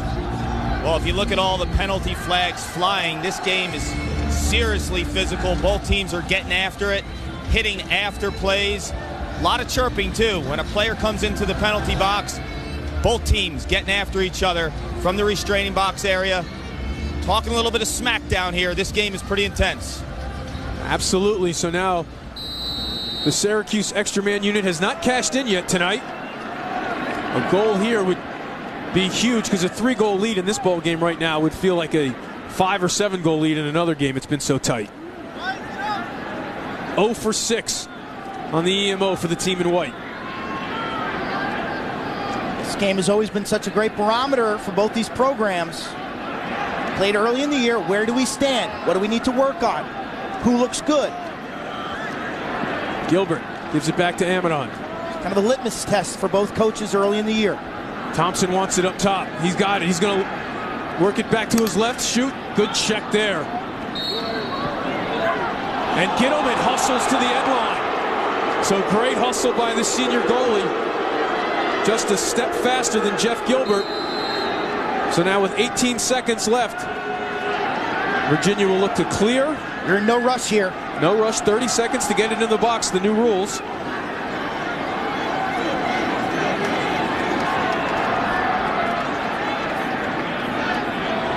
And Lovejoy completes the pass to Ramel. So the penalty is over. 0 for 7 now for Syracuse. Gittleman is the 7th defender. He's active. Ground balls. Stole a possession there. He can pick off passes. A goalie must be more than just a stopper. Under 12 minutes to play in regulation. The number 2 team in the country with the ball, down by 2. Here is Shamel Bratton taking another run at White. He loses him, draws the slide. Back to his left, the slide doesn't come in time. Look out! That one's going up. Thought it was going up to the second deck, and now he's limping a little bit. Shamel Bratton coming off the field.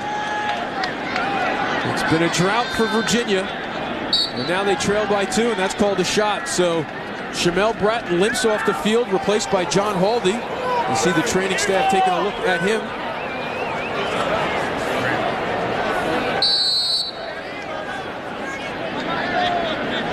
Here's Stanwyck. 2-man game to Ramel. He go in the crease? He did. Did not know where he was. Quick restart. Here is White. White with a full head of steam in the open field.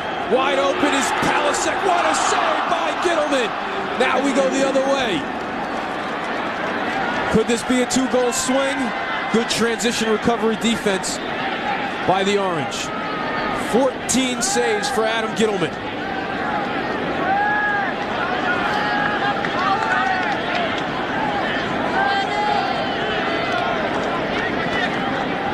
Now here's Briggs. Briggs gets a step on White. Good over-the-head check by number 11 there. As we approach 10 minutes without a goal for the number 2 team in the country. See Gittleman, not the tallest character in the net, has that low stance and actually dropped his stick, baiting the high shot at the last moment. Boom, pops that stick up. Thank you very much. 0 saves in the first quarter for the young man from Virginia. Since then, stellar, spectacular. But his team needs a goal, coming in averaging 17 goals a game. They are not used to droughts like this. Who will provide the offense? Here's Haldy. Being guarded by Tim Harder. Now Briggs loses Drew. Doesn't like his angle, so he gives it up. Stanwyck with the bounce shot. Galloway got a piece, and Harder there for the backup. We're going the other way. So the drought continues for Stanwyck and the Cavaliers. They love their D. Of all the great Syracuse teams, last year's may have had one of the top defenses. Number 1 in scoring margin, scoring defense in the country. For a program that's renowned for high-scoring offense. So there's been a subtle shift because of the strong personnel on the defensive end. Guys like John Lade, McGill, and Joel White. Well, Coach Desko's been honest. They started recruiting harder on the defensive end, going hard after a guy like McGill or Lade when he was transferring from Villanova, and you cannot underscore the addition of Leland Rogers to the coaching staff. Tighten things up from a team defense standpoint.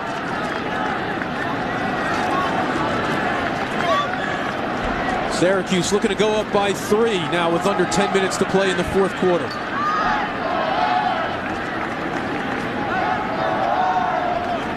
Here's Palasek. Amadon makes the catch. Now Marasco from up top with Malfris on him. Little patience now. Both teams employing in the half field set to rest their defensive legs. Jovan Miller driving hard to the right. Shot off. Just skips past Gittleman. Palasek looking for the quick feed, but nobody open.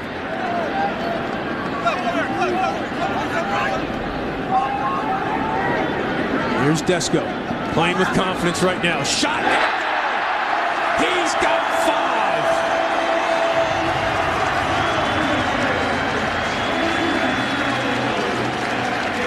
Having a hard time getting up off the ground after beating Gittleman for the 5th time. Now he comes to his feet.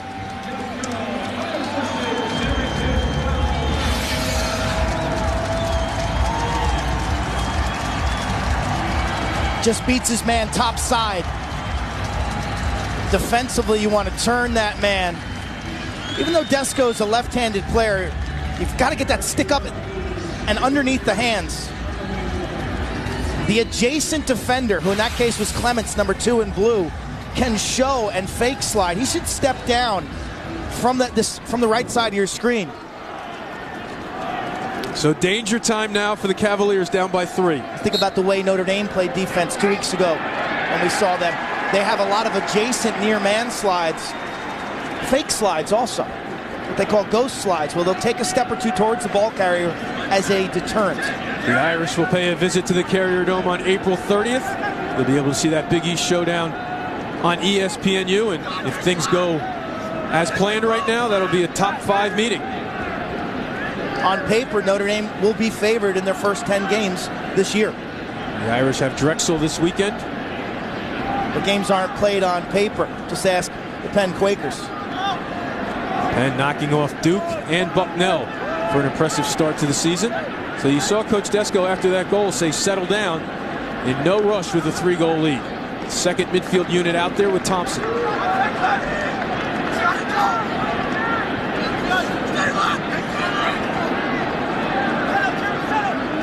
Little stagnant off ball. Thompson sniffing out that ISO, but nothing's going on away from the ball. Thompson, Coleman, and Gilbert at the midfield. Marasco, Palasek, and Keogh at the attack. This is Palasek looking for the inside roll. Lovejoy all over him, and he comes up with a turnover. Palasek can't keep it in bounds. The college lacrosse action continues on ESPNU at 1 o'clock tomorrow from historic Homewood Field as the 8th-ranked Johns Hopkins Blue Jays host number 10 Princeton. That's Old Spice College Lacrosse from Baltimore tomorrow afternoon at 1 o'clock. Princeton looks to even up its record at 1-1 after a tough road loss at Hofstra. Dave Petramala on the ESPNU podcast told me this week, we have got to find ways to score goals other than the 6-on-6. Got to push the transition, 4-on-4 and 5-on-5s, and we have to capitalize with the extra man. Right now in this one, Virginia has to find a way to score a goal. They've played more than 13 minutes without putting one past Galloway. Here's Stanwyck with a tough angle shot. Stanwyck's been a little quiet. He's got to exert himself, challenge Lade, draw a double team, things will open up. Plenty of time left for this Virginia offense to get going as we approach the 7-minute mark. There it is, Steele Stanwyck, 1 goal on 5 shots, looking to be more of a creator and a feeder. Here's Haldy.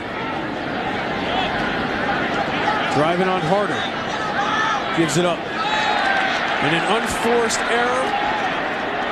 But Lovejoy there to bail his offense out. Drew all over the defenseman.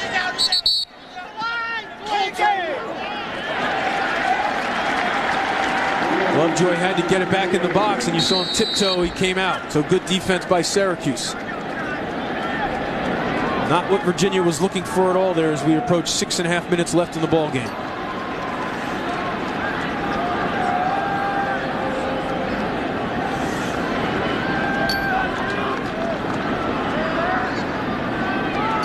Quinn, I know it's maybe sound like sacrilege to say this in this rivalry and in this building, but when do you slow things down if you're Syracuse with a 3-goal lead? Well, they have already. They're chewing about 30 seconds every time they start a new possession. They're extreme time in their substitution patterns, and the referees are going to have to look around now and start to maybe say, guys, keep it in. You are not attacking the goal. Let's send it down to Paul.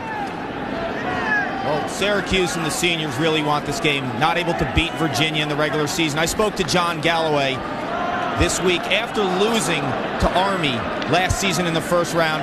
I asked him, how is it different with this offseason? He mentioned instead of basking in the high of winning the national championship, guys were chomping at the bit to get back on the field and return the Orange to glory. The quote the team adopted pretty quickly: what do you fear more, the pain of hard work or the pain of regret? All right, Paul, thanks a lot. Here's Joe Von Miller lining up Ramel Bratton behind the cage on an invert. Talking to Joel White about not beating Virginia except for the semifinal game. He said it really clicked in that this was his final year at Syracuse when he was drafted by the Rattlers as Miller gets his step and draws the flag. He has his head taken off.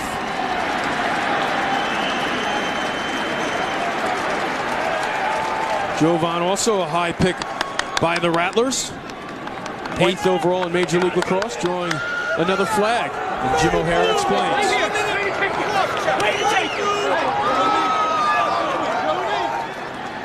So Dom Starrs' club down by 3 with 5 minutes left. Now facing a man down. And really Syracuse can just be very patient here, down a man with a minute. Up a man for a minute here. Not a good time for a foul if you're Virginia. Takes discipline to hit a man without cross-checking. And there's a special emphasis this year, targeting the head and neck. Players have to adjust and know that the refs are going to be strict in that department. Number 1 Syracuse with a 3-goal lead on number 2 Virginia. An extra man opportunity for the Orange. Looking to start sealing the deal here at home. Coming up next, it's Championship Week presented by Dick's Sporting Goods. The Ohio Valley Men's Tournament semifinal action. Tennessee Tech against Murray State. Feed inside, Keogh gets denied. So Gittleman goes down low and stops the shot. Now look at the Jets from Ramel Bratton. The one-man clear, loses a stick, shot, hits a noggin. What a play. 60-yard dash. Bratton ran by 4 opponents. And now the ball's in the stick of his brother.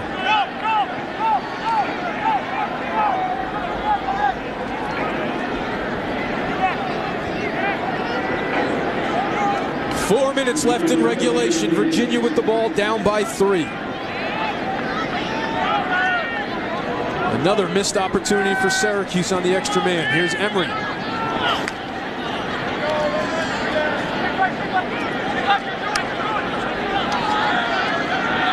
White can't make the catch on the tough pass.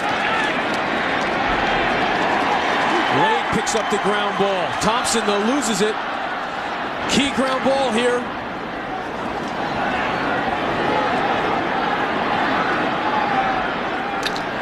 Still loose.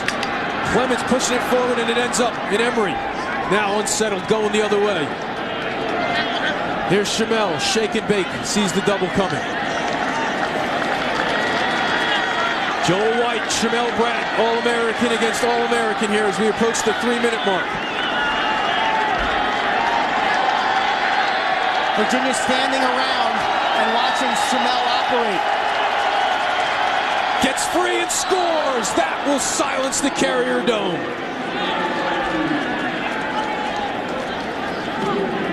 And he is limping off the field once again.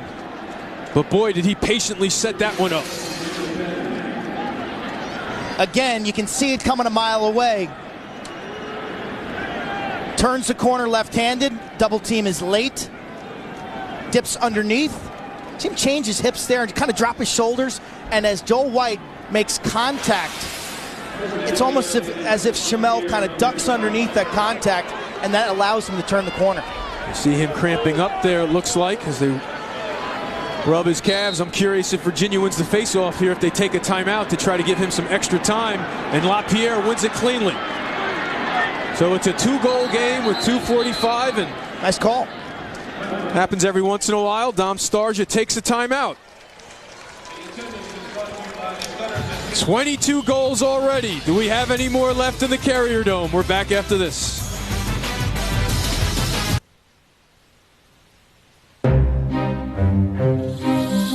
What'd you think about Coach Knight's call at the end? It was on the line. That's ridiculous. We gotta call him. We gotta ask him about this. Coach, it was on the line. Excuse me? Hang on. I'm going to call an expert. Man, did you see that call that Bobby made? What do you mean we missed the call on the 3-point? I can't believe you did that. What are you looking at? Man, that was Are you pretty drinking tonight?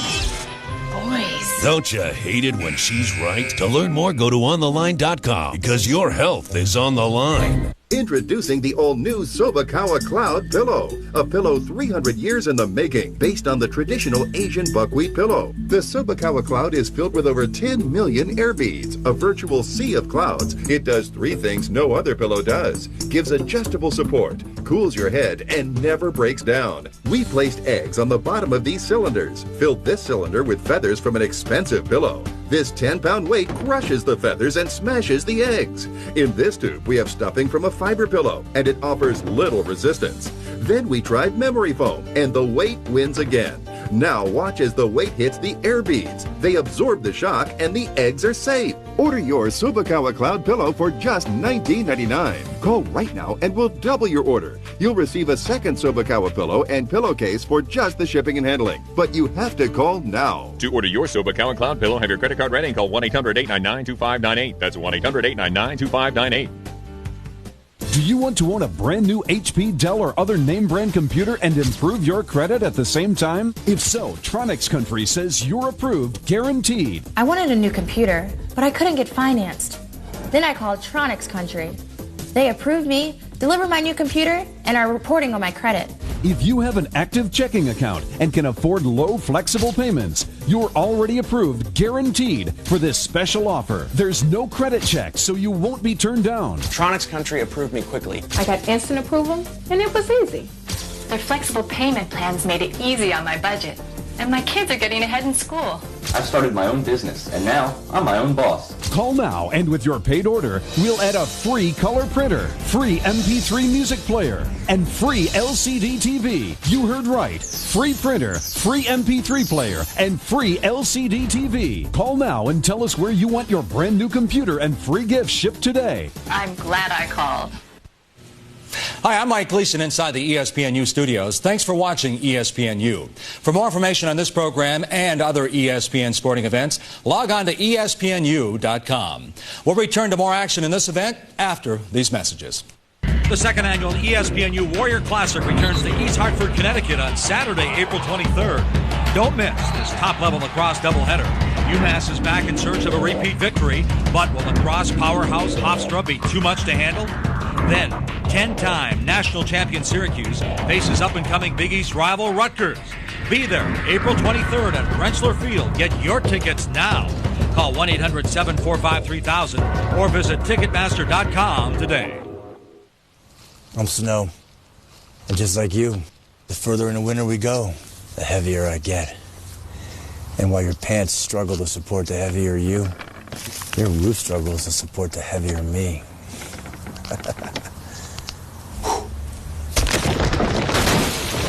And your cut rate insurance might not pay for this, so get Allstate. You can save money and be better protected from mayhem, like me. Dollar for dollar, nobody protects you from mayhem like Allstate. Nothing compares to Pizza Hut's world-famous pan pizza with a delicious deep golden crust baked in a seasoned pan until it's crispy on the outside and soft on the inside. And now, for a limited time, choose any pan pizza, any size with any of your favorite toppings for just $10. Even specialty pan pizzas, like a large meat lovers or a large supreme. Add a 2-liter Pepsi and an order of breadsticks for just $5 more.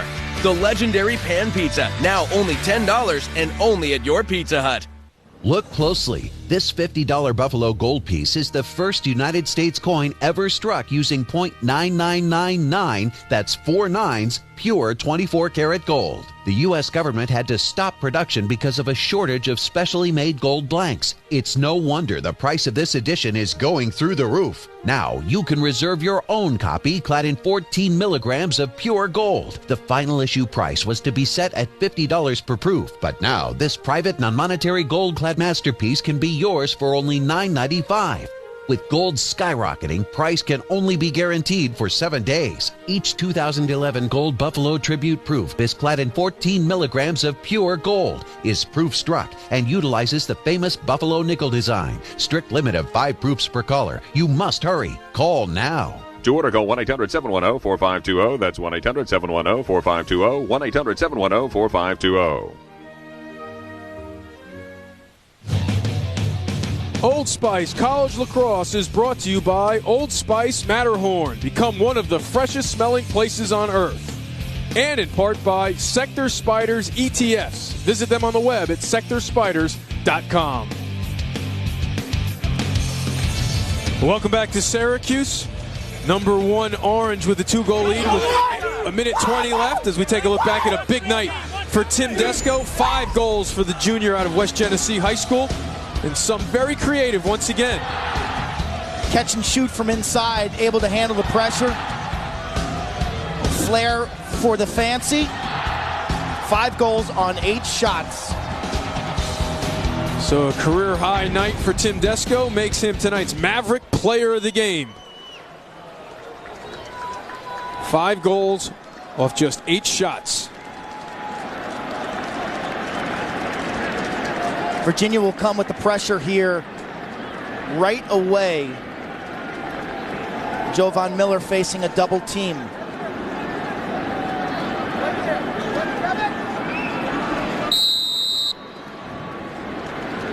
So Miller starts the run to daylight. Clements waiting to pounce on the double team, and he beats them both. And now they have to keep it in the box. McWilliams is going to the box. That's an easy call. And Miller still has it. Miller holding on to it. Flags all over the place. This could get ugly right now. Maintain your composure. And just as you said it, Jovan Miller did not. So he may go to the box to wipe off this extra man. Although who knows how many penalties are going to be on Virginia at the end of this.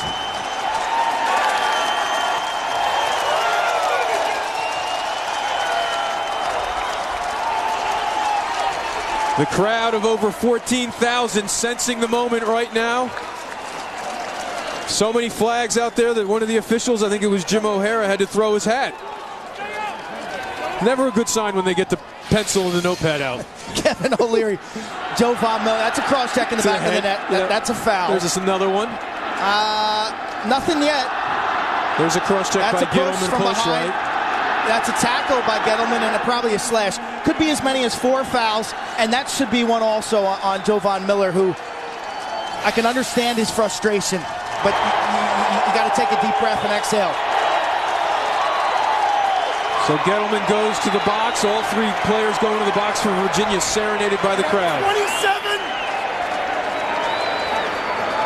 I got 2-7, blue, unnecessary 1. I got 3-0, blue, unnecessary 1. I got 8, blue, unnecessary 1. I got 23, white, unsportsmanlike conduct, 2 minutes, full time.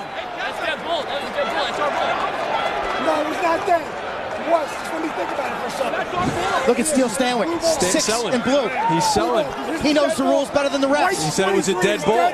Dead ball, so it's blue ball. He knows the rules better than the refs. There he is. How about Kevin O'Leary? So Jovan Miller, because his foul was the last and the ball was dead. Steele Stanwyck's there. Well, right now it's in the stick of Jeremy Thompson, so they're going to have to. I love the audio. Kevin O'Leary, give me a second to straighten this out. Cameraman Jeff down there in the audio that picked up. Now, Virginia's got a situation here where they got 3 guys in the penalty box. They'll be playing without midfielders? Is that possible? That all of their players will have to stay back and they'll be operating with Only 3 on offense? Is that possible? We'll have to take a look. Dom Starch is going to try to figure it out as there's a timeout in the field. Gittleman, Malfris, and McWilliams. And the freshman McWilliams in the penalty box. So they have 7. So on this clear, nobody, not even the ball carrier, can cross the midfield line. You got to have 4 back in your defensive zone there, Eamon. There you go.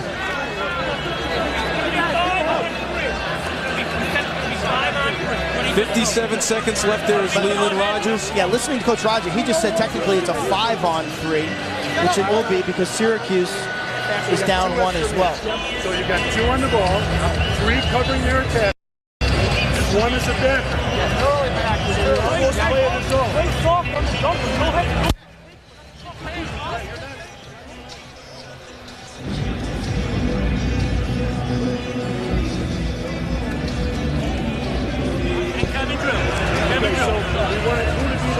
Let you be the back. Let Kevin play the ball. Let Kevin play the ball. What's the night of ball?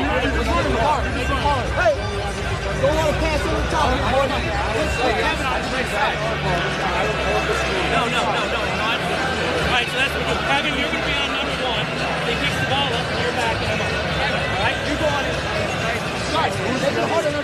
All right, let's go down to Paul Carcaterra, who's going to try to help us organize this thing. Well, you have to be a mathematician to figure this one out, but basically, in a nutshell, what has happened is Virginia had 3 fouls, 3 slashes. However, Syracuse retaliated with an unsportsmanlike. After the retaliation foul, it then goes to Virginia. They're playing 3-man down, but do have the ball because of the retaliation foul on Syracuse. The clear is key here as you look at the violations. Virginia now accruing 10 penalties. They will start. Dom Starch is lobbing to start at midfield. Right, watch, here comes, the whistle blows, and right there, Jovan Miller, 23 in white. And they are awarding Virginia a free clear, I believe. On the penalty. 10 penalties. Yeah. That's a shot no coach likes. 2 seniors and a freshman in the box. Down by 2 with 57 seconds left. So LaPierre tries to split the double team. He does! What an athletic effort. But then he loses it. Galloway comes out. Galloway's going to get hit. That's clean until as soon as I say that, there's a flag. So LaPierre must have led with the stick. You cannot hit a man while he's down on the ground. First of all, LaPierre, an amazing play. An inch away from pulling this off. The hit was high, and you were not allowed to hit a man while he's down on the ground. Penalty number 11 of the evening for Virginia. LaPierre gets through 2. Triple team. Then he gets up again. Right there, he loses it. Hustles back. Right there with the cross check. Again, it is a point of emphasis this year. Targeting of the head and neck. With your head, your fist, or cross checks are going to get called every time this year. And I hope the other 59 Division I teams are watching, because there's going to be 0 tolerance this year. Concussions in the NFL and college lacrosse are now being dealt with. And beware, it's going to get called. Learn to hit properly. So 5-on-3 lacrosse with 38 seconds left. Should make this one all but academic here at the Carrier Dome.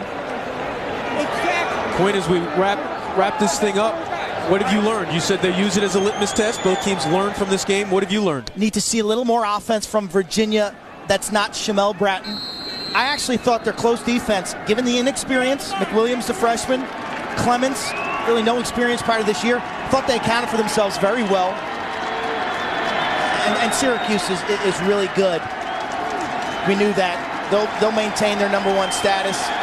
The framework is defense. And today it was Timmy Desco. Never would have guessed that. So a big night for Syracuse lacrosse as a local product, and the son of the coach comes up with 5 goals. They rock the throwback unis, and they will remain number 1. It's over at the Carrier Dome. They run to Galloway. Syracuse remains undefeated, knocking off Virginia 12-10. Once again, our final score, number 1 Syracuse 12, number 2 Virginia 10. Up next, Tennessee Tech against Murray State in semifinal action of the Ohio Valley Men's Tournament. This has been an exclusive presentation of ESPN, the worldwide leader in sports. Now let's go to Nashville, Tennessee.